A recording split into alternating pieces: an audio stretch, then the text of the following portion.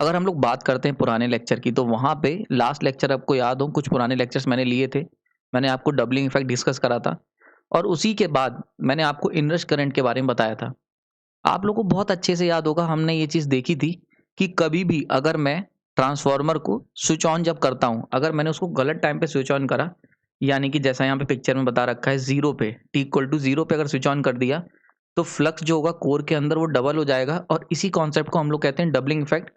और इसके कॉन्सिक्वेंस में क्या होता है, हमें इनरश करंट देखने को मिलती है। ये इनरश करंट छोटी-मोटी नहीं होती है, 7 टू 8 टाइम्स होती है फुल लोड करंट के और 50 टू 60 टाइम्स होती है नो लोड करंट के, जो नॉर्मल नो लोड करंट होती है स्टेडी स्टेट में। सॉल्यूशन दिया था मैंने। सॉल्यूशन हमने क्या निकाला था? हमने सॉल्यूशन निकाला था कि हम क्या करेंगे, T इक्वल टू 0 पे नहीं करेंगे, यानी कि B पॉइंट पे डिस्कनेक्ट, मतलब B पॉइंट पे कनेक्ट नहीं करेंगे और A पे कनेक्ट करेंगे ट्रांसफार्मर को। A यानी कि पाई बाई 2 पे, यानी कि मैंने एक सॉल्यूशन निकाल के दिया था कि जिस समय वोल्टेज अपनी पीक वैल्यू पे होगा, उस समय हम स्विच ऑन करेंगे और डबलिंग इफेक्ट सॉल्व हो जाएगा, इनरश करंट नहीं आएगी पिक्चर में। ठीक है? बहुत सारे लोगों ने मुझसे क्वेश्चन करा कि सर ये कैसे पॉसिबल है? अगर छोटा भी ट्रांसफार्मर है, यानी कि जो गली के बाहर लगा होता है, वहाँ पे भी ये सारी चीज़ें हो रही होंगी। वहाँ पे भी डबलिंग इफेक्ट आता होगा और इनरश करंट रहती होगी और जो पावर ट्रांसफार्मर है, वहाँ पे भी रहता होगा।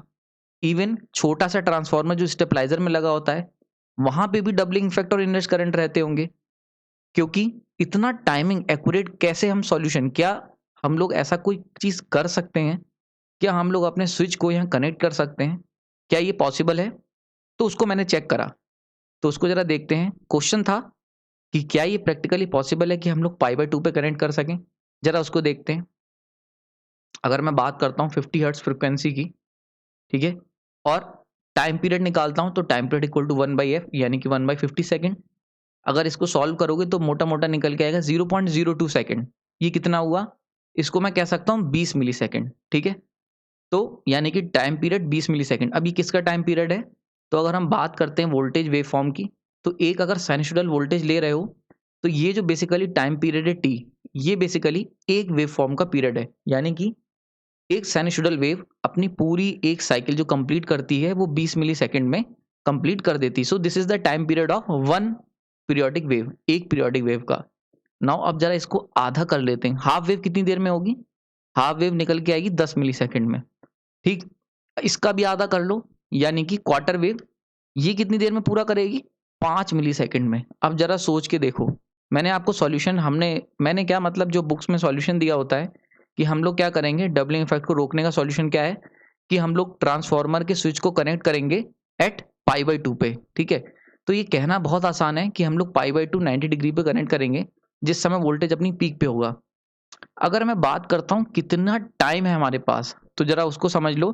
यानी कि ट्रांसफार्मर के स्विच को कनेक्ट कब करना होगा, अगर हम चाहते हैं कि हमारे जो ट्रांसफार्मर है उसके अंदर इनरश करंट फ्लो ना करे, तो ऐसा करने के लिए मेरे पास केवल 5 मिली सेकेंड है। यानी कि जिस समय आपने सप्लाई ऑन करी है, वहां से लेके 5th मिली सेकेंड पे आपको स्विच को क्लोज करना पड़ेगा।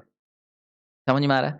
यानी कि तुम्हारा स्विच जो है वो इतना फास्ट होना चाहिए कि, और फास्ट प्लस एक्यूरेट होना चाहिए कि ठीक 5th मिलीसेकंड पे वो कनेक्ट हो जाए सप्लाई से। अगर तुम ऐसा कर पाए तब इनरश करंट रुक जाएगी। लेकिन अगर ऐसा आगे पीछे हो गया, यानी कि 5 की जगह 4 हो गया या 5 की जगह 6 हो गया, तो इनरश करंट पिक्चर में आ जाएगी। तो ये क्या था? बहुत ही ज़्यादा डिफ़िकल्ट काम था और इसके लिए बहुत ज़्यादा, एक मतलब थ्योरेटिकली तो पॉसिबल है, लेकिन प्रैक्टिकली अगर बात करते हैं तो आप सोच सकते हो कि कितना डिफ़िकल्ट है और चांसेस ऑफ एरर बहुत ज़्यादा हैं। यानी कि मैंने अभी बताया 5 की जगह 4 पे हो गया या 5 की जगह 6 पे हुआ तो इनरश करंट आ जाएगी। तो चांसेस ऑफ एरर बहुत हैं और बहुत ही डिफ़िकल्ट है, क्योंकि हम लोग मिलीसेकंड में डील कर रहे हैं। ठीक है? तो अब पॉसिबल सॉल्यूशंस क्या है? हमारे पास इसका सॉल्यूशन क्या है? तो इस चीज़ को हम लोग इस लेक्चर के अंदर डील करेंगे। मेरा नाम प्रांजल है और इस पूरे लेक्चर के अंदर मैं आपको बहुत ही इंटरेस्टिंग तरीके से बताऊँगा कि कैसे इंजीनियर ने फाइंड करा कि हम कैसे लिमिट करेंगे इनरश करंट को। यानी कि कैसे हम लोग थ्योरेटिकल से प्रैक्टिकल सॉल्यूशन की तरफ गए, कैसे हमने प्रैक्टिकली इनरश करंट को रोका। तो वो पूरी स्टोरी डिस्कस करूँगा। 2 पार्ट्स में वीडियो बनाया है। पहला पार्ट आज है, दूसरा पार्ट इसके बाद आपको देखने को मिलेगा। बहुत मज़ा आने वाला है, ध्यान से देखते हैं। शुरू करते हैं। अगर मैं इनरश करंट की वेव फॉर्म की बात करूं, देखो सबसे पहले अगर रिसर्चर्स को जब प्रॉब्लम दी गई, ठीक है, तो उनसे कहा गया कि भाई आपको एक सॉल्यूशन डिजाइन करना है और ये सॉल्यूशन आपका ऐसा होना चाहिए कि प्रैक्टिकल हो। तो इंजीनियर्स ने वेव फॉर्म को बड़े ध्यान से देखा और रिसर्चर्स और इंजीनियर्स ने मिलकर डिसाइड करा कि प्रॉब्लम कहाँ है। तो प्रॉब्लम थी ट्रांजिएंट स्टेट में। ट्रांजिएंट स्टेट क्या थी? ट्रांजिएंट स्टेट बेसिकली वो स्टेट होती है जब हम स्विच को जस्ट कनेक्ट करते हैं, यानी कि जिस समय हमने स्विच को कनेक्ट करा वो हमारी ट्रांजिएंट स्टेट हो गई और उसकी थोड़ी देर बाद स्टेडी स्टेट आती है, यानी कि नॉर्मल टाइम पीरियड। जब तो ट्रांजिएंट स्टेट में क्या होता है, हमें ये इतना बड़ा जो वेव फॉर्म आप देख रहे हो पिंक कलर की, ये जो हाई मैग्नीट्यूड की वेव फॉर्म है इनरश करंट जिसे मैंने कहा हुआ है, ये हमें फेस करनी पड़ती है ट्रांजिएंट स्टेट में। और स्टेडी स्टेट में हमें ऐसी कोई भी वेव फॉर्म फेस नहीं करनी पड़ती, बहुत नॉर्मल, यानी कि नॉर्मल आई नॉट करंट जो होता है 2 to 3% of full load current वो देखने को मिलता है स्टेडी स्टेट में। तो प्रॉब्लम थी ट्रांजिएंट स्टेट में, यानी कि ट्रांजिएंट स्टेट में हमारे पास मेन प्रॉब्लम थी। तो इंजीनियर्स ने कहा कि हमें, अगर हम ब्रॉड सॉल्यूशन की बात करें तो हमें करना क्या था, तो हमें ट्रांजिएंट स्टेट के अंदर करंट को रिड्यूस करना था। ठीक है, ट्रांजिएंट स्टेट में आपको क्या करना था, करंट को रिड्यूस करना था। ठीक, अब अगर हमें ट्रांजिएंट स्टेट के अंदर करंट को रिड्यूस करना है तो इसका क्या सॉल्यूशन हो सकता है? बहुत ही सिंपल। तो जो बहुत ही बेसिक सॉल्यूशन था कि हम क्या करें, एक हाई रेजिस्टेंस को पुट कर दें, यानी कि हम लोग क्या करें, एक हाई रेजिस्टेंस का इस्तेमाल करें और रेजिस्टेंस जो होता है वो करंट को रिड्यूस कर देगा। बहुत ध्यान से समझना, काफ़ी टेक्निकल सॉल्यूशन मैं आपको समझाऊंगा बहुत सिंपल तरीके से।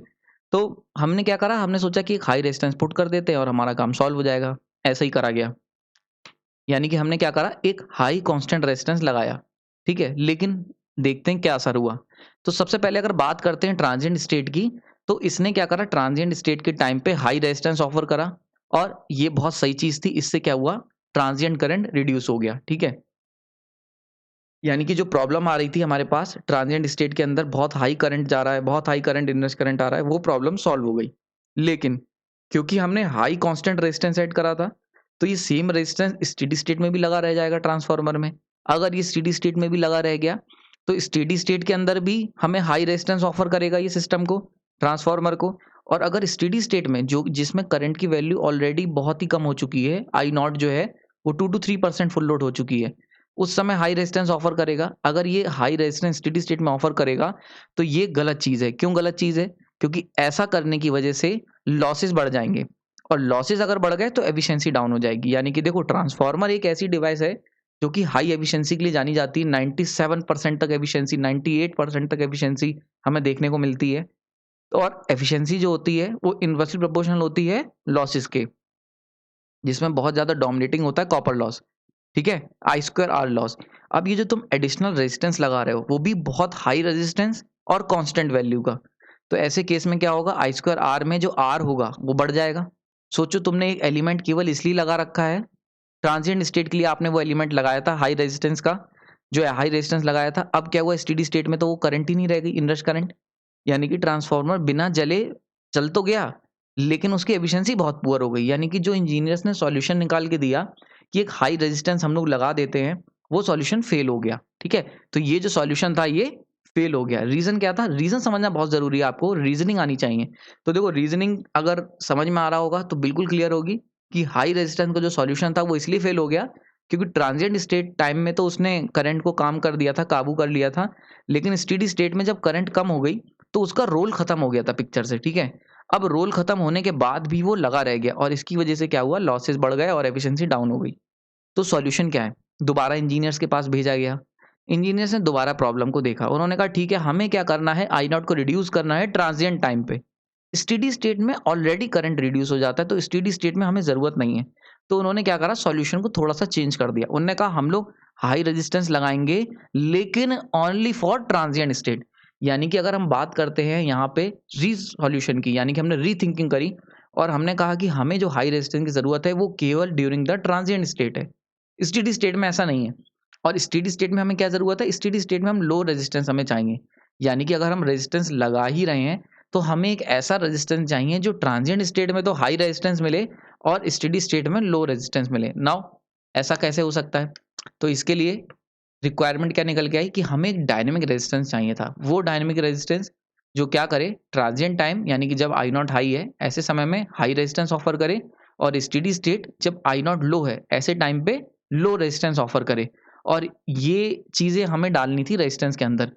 तो रेजिस्टेंस को डायनेमिक कैसे बनाया जाए, इंजीनियर्स ने सोचा, यानी कि एक रेजिस्टेंस को हम कैसे चेंजिंग बना सकते हैं। सेम एक रेजिस्टेंस, यानी कि जो प्रॉब्लम थी, क्योंकि अगर कांस्टेंट रेजिस्टेंस ले लोगे तो वो फेल हो जाएगा।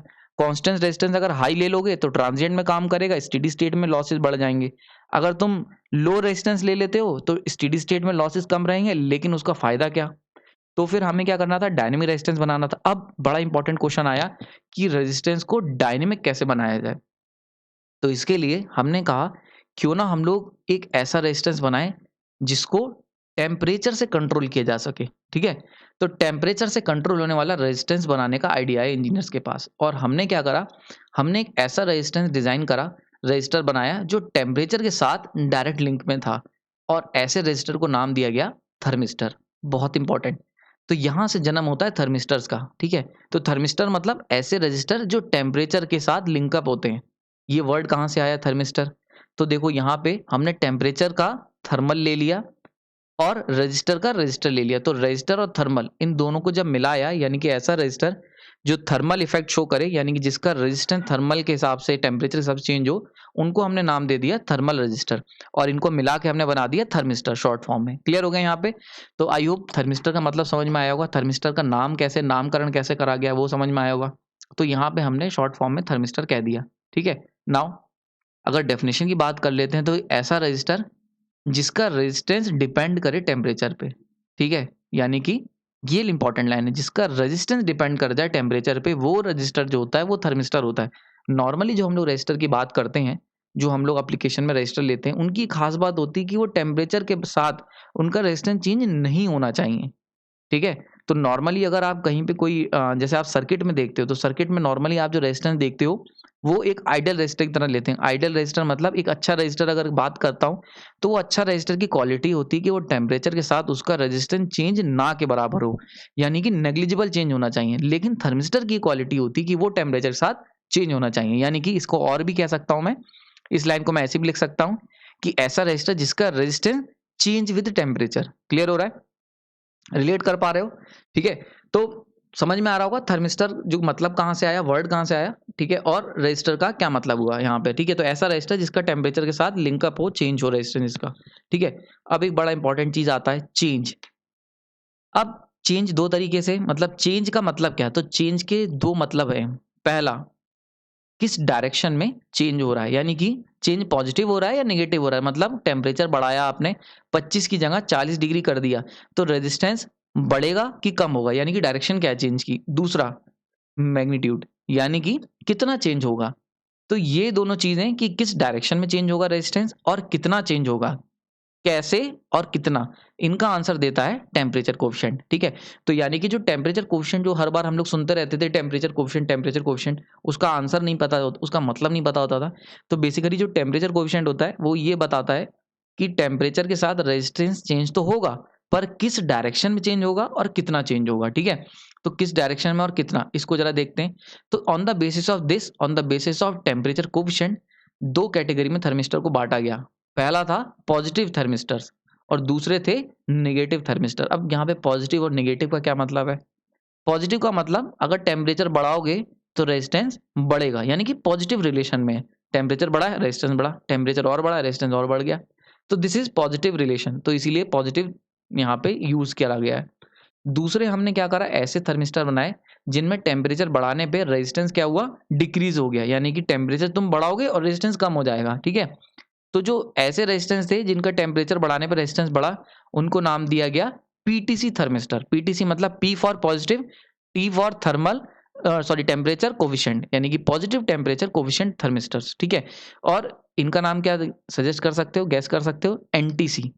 ठीक है, एनटीसी थर्मिस्टर्स। नाउ अगर कहीं पे आप एनटीसी लिखा देखते हो बुक्स में, तो एनटीसी का मतलब होता है negative temperature coefficient thermistors. Clear हो रहा है यहाँ पे, इसको मैं लिख देता हूं अगर आपको नहीं समझ में आ रहा है तो। दिस एन फॉर नेगेटिव, ठीक है, and this is temperature and this is coefficient. इसी तरीके से ये है आपका पॉजिटिव, ठीक है, ये हो गया temperature and this is coefficient. ठीक है, तो positive temperature coefficient thermistor and negative temperature coefficient thermistor. तो हमने क्या करा, थर्मिस्टर में 2 तरीके के थर्मिस्टर बनाए, एक ऐसे जिनका रेजिस्टेंस जो होगा टेम्परेचर बढ़ने पर रेजिस्टेंस बढ़ेगा, this is such thermistors are called positive temperature coefficient thermistor, यानी कि PTC thermistor. And the second one जो दूसरे थे वो थे नेगेटिव एनटीसी थर्मिस्टर। क्लियर हो रहा है यहाँ पे? सो दिस एनटीसी यानी कि ये जो एनटीसी थर्मिस्टर थे, इनका इस्तेमाल करा जाता है इनरश करंट को लिमिट करने के लिए। ये है तुम्हारे काम का टॉपिक।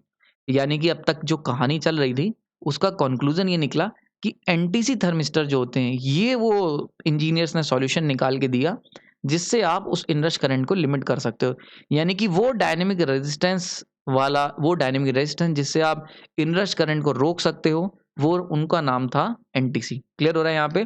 तो स्ट्रक्चर की अगर हम बात कर लेते हैं तो एनटीसी थर्मिस्टर जो थे ये वो थर्मिस्टर थे जिनका इस्तेमाल हम लोग करते हैं इनरश करंट को रोकने में। नाउ इनरश करंट की मैंने अभी शुरुआत में बताया प्रॉब्लम छोटे ट्रांसफार्मर में भी होती है और बड़े ट्रांसफार्मर में भी होती है। तो स्मॉल ट्रांसफार्मर में भी इनकी ज़रूरत पड़ती है, जैसे कि इलेक्ट्रॉनिक सर्किट्स हो गए, और बड़े ट्रांसफार्मर पावर ट्रांसफार्मर जैसे ही पावर सिस्टम में पड़ती है। तो इनका जो स्ट्रक्चर होता है एनटीसी थर्मिस्टर का वो इन दोनों के लिए अलग अलग होता है। अगर हम बात करते हैं स्मॉल ट्रांसफार्मर की तो इनका स्ट्रक्चर बहुत स्मॉल सा होता है, कुछ इस तरीके से तुम्हें देखने को मिलेंगे। एनटीसी लिखा होता है, कई बार एनटीसी नहीं लिखा होता, कोई और कोड वर्ड हो सकता है, उसको हम लोग कभी और देखेंगे। तो जनरली जो होते हैं जो स्मॉल जो ट्रांसफार्मर होते हैं यानी कि स्टेबलाइजर में लगे होते हैं, घर के हीटर में लगे होते हैं, या कभी कभी जो ब्लोअर में लगे होते हैं, या कहीं पे भी अगर आप ट्रांसफार्मर देखते हो, किसी भी इलेक्ट्रॉनिक सर्किट में ट्रांसफार्मर देखते हो, तो वहाँ पे जो ट्रांसफार्मर के जो इनरश करंट वहाँ पे भी होगी क्योंकि एसी साइकिल है, और वहाँ पे भी residual flux and doubling effect होगा, छोटा से छोटे ट्रांसफार्मर में होगा। तो उसको रोकने के लिए जो हम लोग इनरश करंट लिमिटर का इस्तेमाल करते हैं वो हम लोग कहते हैं उन्हें एनटीसी। ये आपके सामने छोटे से एनटीसी होते हैं। अगर आपने कभी चिप देखी हो यानी कि किसी, तो वहाँ पे आपको एनटीसी कुछ इस तरीके से देख सकते हो, कितना छोटा सा एनटीसी है, और ये जो छोटा सा एनटीसी है यही इस्तेमाल करता है सर्किट के अंदर करंट को रोकने के लिए, यानी कि स्विचिंग टाइम में, यानी कि जिस समय स्विच करते हैं और गलत टाइम पे स्विच कर दिया है और मान लेते हैं इनरश करंट आ गई है, तो उस इनरश करंट को रोकने के लिए एनटीसी का इस्तेमाल करते हैं। So this is the for electronic circuits, ये इलेक्ट्रॉनिक सर्किट के लिए इसका इस्तेमाल करते हैं हम लोग। ठीक है, अगर हम बात करते हैं पावर ट्रांसफार्मर की, तो ये पावर ट्रांसफार्मर में क्या होते हैं, बहुत ही बड़े थर्मिस्टर्स का इस्तेमाल होता है और ये स्पेशली डिजाइंड होते हैं पावर एप्लीकेशंस के लिए। जैसे कि आपने सुना होगा पावर थायरिस्टर्स होते हैं, ठीक है, पावर डायोड्स होते हैं। तो जब हम लोग बात करते हैं एचवीडीसी या फिर किसी बड़े पावर सिस्टम की, तो वहाँ पे जो थायरिस्टर्स यूज होते हैं वो पावर थायरिस्टर्स यानी कि यहाँ पे हम लोग पावर थर्मिस्टर की बात कर रहे हैं। तो पावर थर्मिस्टर्स क्या होंगे, उनके अंदर बेसिकली उनका जो डिजाइनिंग होती है वो काफ़ी बड़ी होती है, और उनका जो डिज़ाइन होता है उसका मेन पर्पज़ क्या होता है कि हीटिंग को एब्जॉर्ब करना, यानी कि वो इतने हाई करंट के साथ स्टैंड अप कर सकें। खैर आगे चलते हैं। तो यहाँ से अगर हम बात करते हैं जो थर्मिस्टर्स हैं हमारे एनटीसी के, उनके क्या-क्या फीचर्स होते हैं, तो 3 फीचर याद रखने हैं। शेप की बात करें तो डिस्क शेप्ड के होंगे ये, ठीक है? यानी कि डिस्क जैसी होती है उस शेप के पाए जाते हैं। मेरे पास अभी कोई फिगर नहीं है और थोड़ा-सा फिगर मुझे मिली नहीं।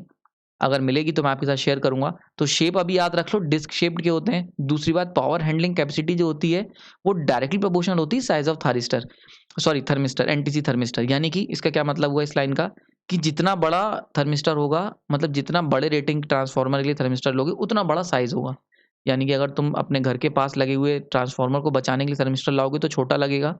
अगर तुम पावर ट्रांसफार्मर, पावर सिस्टम, सब स्टेशंस में जो पावर ट्रांसफार्मर यूज़ होते हैं वहाँ के लिए अगर थर्मिस्टर लोगे तो बहुत बड़ा थर्मिस्टर की ज़रूरत पड़ेगी। क्लियर हो रहा है यहाँ पे? तो power handling capacity direct proportional हो गया। तीसरी चीज़ आती है रेटिंग। इनकी जो रेटिंग होती है वो इससे डिसाइड होती है कि कितना रेजिस्टेंस है रूम टेम्परेचर पे। ठीक है? यानी कि रूम टेम्परेचर पे तुम्हारा थर्मिस्टर कितना रेजिस्टेंस ऑफर कर रहा है। तो रेटिंग जो होगी इनकी वो डिसाइड करते हैं कि वो ये यहाँ से डिसाइड की जाती है कितना रेजिस्टेंस रूम टेम्परेचर पे मिलेगा। क्लियर हो गया? ओके। सो यहाँ पे इस लेक्चर को कंक्लूड कर देता हूँ मैं। यहाँ पे हमने सीखा कि सबसे पहले हमने प्रॉब्लम के बारे में बात करी कि जो क्यों इनरश करंट की प्रॉब्लम थी, ये तो मैंने पुराने लेक्चर्स में बताया था। लेकिन जो मैंने सॉल्यूशन दिया था, जो बुक्स में सॉल्यूशन दिया होता है, थ्योरेटिकल सॉल्यूशन होता है वो, तो प्रैक्टिकली पॉसिबल नहीं है। तो उसका सॉल्यूशन इनरश करंट लिमिटर के रूप में दिया गया, और इंजीनियर्स ने कैसे एक एक मैंने आपको ये स्टोरी बताई कि किस तरीके से इंजीनियर्स ने एक एंटीसी थर्मिस्टर का इस्तेमाल करा इनरश करंट को लिमिट करने के लिए। अभी भी मैंने आपको ये नहीं बताया है कि कैसे एनटीसी इनरश करंट को रोकते हैं, ठीक है? इसको हम लोग बात करेंगे नेक्स्ट लेक्चर में, क्योंकि ऑलरेडी लेक्चर काफ़ी लंबा हो चुका है। तो नेक्स्ट लेक्चर के अंदर हम लोग बात करेंगे कि कैसे एनटीसी थर्मिस्टर का इस्तेमाल करके हम लोग इनरश करंट को रोकते हैं। पूरी वर्किंग समझाऊँगा, ध्यान से देखना। इस पार्ट को अगर आपको अच्छा लगा है तो कमेंट सेक्शन में बता सकते हैं, लाइक कर सकते हैं। नेक्स्ट वीडियो के लिए तैयार रहना, उसके अंदर हम लोग बड़े डिटेल में सीखेंगे, स्टेप बाय स्टेप प्रोसेस सीखेंगे, किस तरीके से जो इंजीनियर्स ने एनटीसी थर्मिस्टर बनाए थे, उससे कैसे एक ट्रांसफार्मर की इनरश करंट को रोका गया without controlling the timing of the switch, यानी कि स्विच की टाइमिंग कंट्रोल ना करके भी हमने क्या करा है, थायरिस्टर ये एनटीसी थर्मिस्टर के थ्रू वो काम किया। आपने अपना कीमती समय दिया, उसके लिए धन्यवाद। आई होप ये मैंने जो रिसर्च करके जो इस तरीके से आपको एक स्टोरी की तरह सुनाया है, आपको पसंद आया होगा। आने वाले वीडियो में देखते हैं, फिर से मिलते हैं, तब तक के लिए धन्यवाद।